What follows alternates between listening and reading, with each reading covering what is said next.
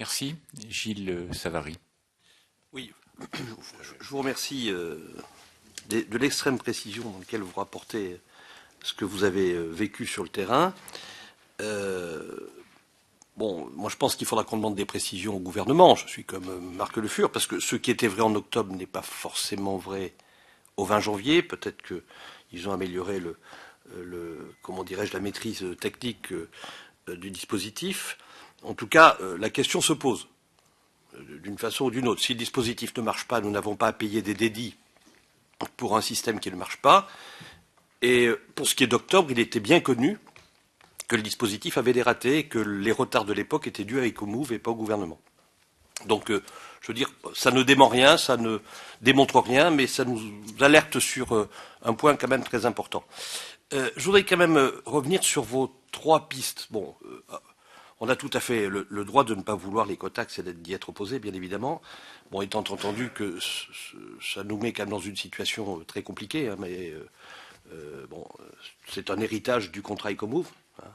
800 millions d'euros de dédits, si on arrête tout, et à peu près 1 milliard de manque à gagner pour le financement des infrastructures, étant entendu que le but du jeu, c'est de faire en sorte que l'État fasse des économies, c'est-à-dire que le budget de l'État devienne moindre, comme tout le monde le demande, et que ce soit remplacé de plus en plus par des fiscalités d'utilisateurs. Voilà.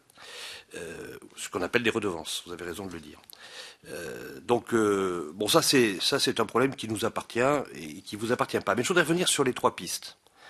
Taxation de la marchandise, on en a parlé ici, pourquoi pas. Mais elle avait été écartée d'emblée, parce que c'était ce qui était prévu d'ailleurs par le dispositif Borloo, initialement.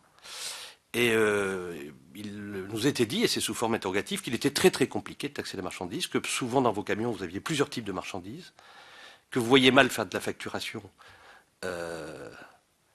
tous les 3 kilomètres chaque fois que vous livrez un colis, et que donc c'était infiniment plus compliqué que la majoration.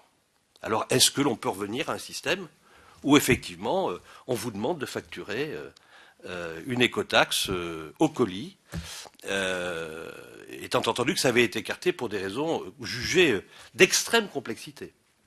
Et d'abord pour vous. Il me semble qu'une partie de la prévention a expliqué que c'était absolument inenvisageable. Ça, c'est la première question. La deuxième, c'est sur la taxation à l'essieu. La taxation à l'essieu, c'est une taxation européenne, donc tous les poids lourds étrangers sont taxés à l'essieu. Tous. Mais ils le sont dans leur pays d'origine. Et je vois mal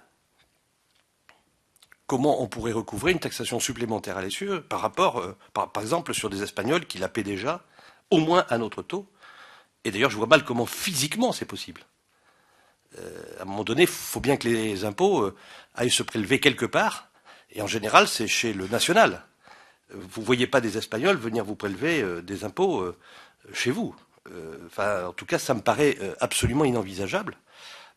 Mais si vous avez des idées précises sur la façon dont on pourrait aller chercher une taxation supplémentaire à l'essieu par rapport à celle qui est votée en Espagne, par exemple, chez les Espagnols, ça serait bien d'avoir les indications. Vous parliez d'une taxation belge.